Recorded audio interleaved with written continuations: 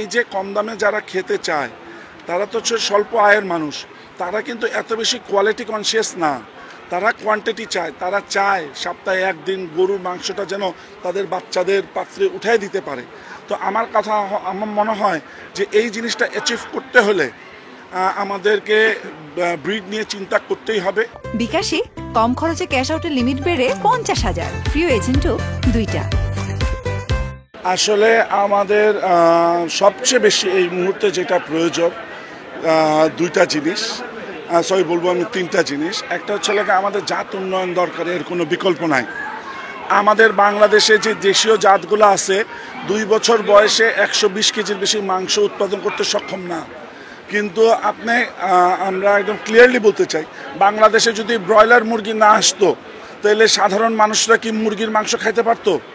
তো ব্রয়লার মুরগি যারা খাবে, যারা কম দামে খাবে তারা হাইব্রিড গরুর মাংস খাবে, যারা বেশি দামে খাবে তারা দেশি গরুর মাংস খাবে। দেশি মুরগি তো এখনও চলতেছে, বিলুপ্ত হয়ে যায় নাই বাজার থেকে। তো আমার কথা হচ্ছে মানুষকে এই যে কম দামে যারা খেতে চায় তারা তো হচ্ছে স্বল্প আয়ের মানুষ। তারা কিন্তু এত বেশি কোয়ালিটি কনসিয়াস না, তারা কোয়ান্টিটি চায়। তারা চায় সপ্তাহে একদিন গরুর মাংসটা যেন তাদের বাচ্চাদের পাত্রে উঠাই দিতে পারে। তো আমার মনে হয় যে এই জিনিসটা অ্যাচিভ করতে হলে আমাদেরকে ব্রিড নিয়ে চিন্তা করতেই হবে।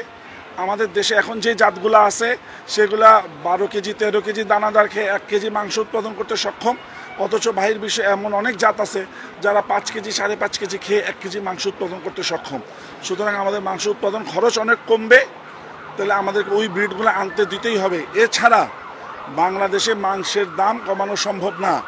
আর যদি বলেন মাংসের দাম কমানো সম্ভব না, এর জন্য দায়ীকে আমি বলবো পলিসি মেকাররা যদি আমাদেরকে পলিসি সাপোর্ট না দেয়। আমরা তো এই জায়গায় কোনো ভর্তুকি চাচ্ছি না, আমরা পলিসি সাপোর্ট চাচ্ছি। আমাদেরকে যদি ন্যূনতম পলিসি সাপোর্ট দিয়ে হেল্প করা না হয়, আমাদের পাশে এসে দাঁড়ানো না হয়, তাহলে আমরা কিভাবে এই দেশের মানুষকে 400 টাকা কেজি গরু গোশত খাওয়াবো? আপনার যারা বিদেশ থেকে এক্সপোর্ট করবে, ব্রাজিল থেকে এক্সপোর্ট করবে মাংসটা, আপনারা একটু যাচাই করে দেখেন তো তারা কি জাতের গরুর মাংস এক্সপোর্ট করতেছে এবং তাদের সেই গরুর কয় কেজি দানাদার খেয়ে কয় কেজি মাংস উৎপাদন হয়। তো তারা পারবে না, আমরা পারবো কিভাবে? আমার কাছে মনে হয় আমদানি অবশ্যই স্থায়ী সমাধান না। আমাদের দেশের এই সেক্টরটা এখন অনেক আগাইছে, আমরা স্বনির্ভর হয়েছি, এটা আমাদের স্বপ্ন। আমাদের বঙ্গবন্ধুর স্বপ্ন বলেন, আমাদের মাননীয় প্রধানমন্ত্রীর স্বপ্ন বলেন, এটা আমাদের খামারিদের স্বপ্ন বলেন, আমাদের সবার স্বপ্ন যে আমরা স্বনির্ভর বাংলাদেশ গড়ব। স্বনির্ভর বাংলাদেশ গড়তে হলে সাস্টেনেবল ডেভেলপমেন্ট চাইলে আমাদেরকে উন্নত জাত দিতেই হবে, এর কোনো বিকল্প নেই।